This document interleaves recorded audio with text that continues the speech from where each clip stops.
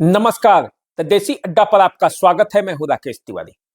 देखिए, सिवान में जिस तरह से मुख्यमंत्री नीतीश कुमार के कार्यक्रम के बीचों बीच सिवान से ठीक उनके कार्यक्रम स्थल से 10-12 किलोमीटर की दूरी पर बम ब्लास्ट हुआ, वो अपने आप में सवाल है। सवाल ये इसलिए है क्योंकि क्या सिवान में पटाखों की फैक्ट्री है या मौत का घर है, ये प्रशासन को जवाब देना होगा। क्योंकि जिस तरह से सिवान में पिछले कुछ वर्षों से घर में फैक्ट्री के तौर पर इस्तेमाल कर पटाखे बनाए जा रहे हैं और उन घरों में विस्फोट हो रहे हैं, वो अपने आप में कई सवाल पैदा कर रहा है। जिस बर्रम गांव में मुख्यमंत्री के कार्यक्रम के दौरान इधर मुख्यमंत्री का कार्यक्रम चल रहा था और उधर बम विस्फोट हुआ, एक आदमी का सर उड़ गया, वो कई कहानी कहता है। यदि वर्ष 2018 में ये घटना एक बार और घटी थी और उसी समय प्रशासन सचेत हो जाता तो क्या इस तरह की घटना होती, लेकिन हुई।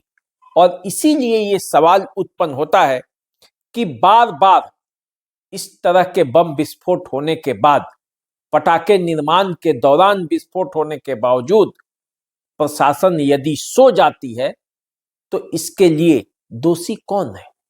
सवाल का जवाब कौन देगा? देखिए, सिवान जिला प्रशासन को इस बात का जवाब देना पड़ेगा कि वर्ष 2018 में जब एक बार इसी तरह की घटना यहां हो चुकी है और बार बार ग्रामीणों के तरफ से कहा भी जाता है, फिर भी यदि पटाखे बन रहे हैं तो ये तो अपने आप में सवाल है ही। क्योंकि अवैध रूप से यदि पटाखे बन रहे हैं और मुख्यमंत्री के कार्यक्रम स्थल से 7 किलोमीटर की दूरी पर ही वो घटना स्थल है, तो ये तो प्रशासन के लिए एक चुनौती है।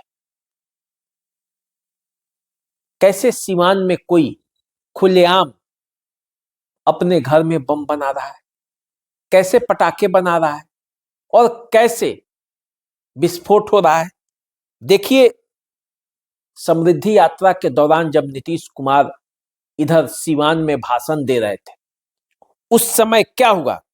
नीतीश कुमार के कार्यक्रम स्थल से ठीक 7 किलोमीटर दूर हुसैनगंज थाना के बर्रम गांव में एक जबरदस्त धमाका हुआ। धमाका इतना जबरदस्त था कि 2 किलोमीटर तक के लोग दहल उठे। कहा जा रहा है कि बम ब्लास्ट में लोग जब इस आवाज सुने तो जो घटनास्थल था वहां पे गए। जो व्यक्ति पटाखे का निर्माण कर रहा था उसका सर उड़ चुका था, धड़ भी ब्लास्ट में बुरी तरह के घायल, 20 फीट की दूरी पर सर जाकर गिरा था। पर्चे पर्चे उड़ गए थे आसपास के जगह का। तब लोग वहां पे पहुंचे, पता चला कि 50 वर्षीय मुर्तुजा मंसूरी, जो कि उसी घर का स्वामी था, बम ब्लास्ट में उड़ चुका है। कहा जाता है कि वे और उसकी पत्नी दोनों पटाखे फोड़ने का काम करते थे और इसीलिए वो पटाखे बनाते भी थे। 2018 में इसी मकान में इसी तरह की घटना ऑलरेडी घट चुकी है। पूरा परिवार जो है वो पटाखे के निर्माण में लगा रहता है। तो यदि इस तरह की घटना पहले भी हुई तो पुलिस की कार्रवाई क्या हुई? सिवान का हुसैनगंज थाना क्षेत्र वैसे भी बम ब्लास्ट के इस तरह के मामलों के लिए हमेशा से सुर्खियों में रहता है। इसी तरह की एक घटना हुई थी, हालांकि बम बनाने के दरमियान तो नहीं, लेकिन थैले में बम था और बम ब्लास्ट हुआ जुरकन गांव में और मौत हुई थी। तो इस तरह की घटना हुसैनगंज थाने में अक्सर हो जाती है और पुलिस, जो कि जिसको सब मालूम है वो किस दबाव में या क्यों इस मामले पर कार्रवाई नहीं करती, वाजिब कार्रवाई नहीं करती, घटना से पहले कार्रवाई नहीं करती, ये एक सवाल है। इस घटना के बाद जो मौजूदा एसपी हैं पूरन कुमार झा, वो पूरी तरह से सक्रिय हो गए। घटनास्थल को सील कर दिया गया, घर को सील कर दिया गया और इस मामले पर अब कार्रवाई चल रही है, जांच होगी और जांच के बाद जो होगा वो होगा।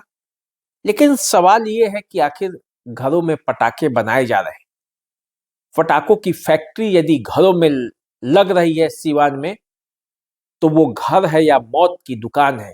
ये जो सीवान में कारोबार चल रहा है वो कैसा कारोबार है और उस पर पुलिस क्या कार्रवाई कर रही है? क्या किसी के पास सीवान में पटाखे बनाने का लाइसेंस है? उसकी फैक्ट्री खोलने का लाइसेंस है? यदि नहीं है तो यदि किसी का नाम आता है या अगल बगल के लोग बताते हैं तो उस पर सख्त कार्रवाई क्यों नहीं होती? सबसे बड़ा सवाल है। और जब तक इस सवाल का जवाब सीवान पुलिस खुद नहीं ढूंढ लेगी अपने लिए, तब तक इस तरह की घटनाएं होती रहेंगी। तो चलिए आप हमारे साथ बने रहिए, देखते रहिए द देसी अड्डा। चैनल को सब्सक्राइब कर लीजिए, फेसबुक इंस्टाग्राम पे हमें फॉलो कर लीजिए। अभी दीजिए इजाजत, नमस्कार।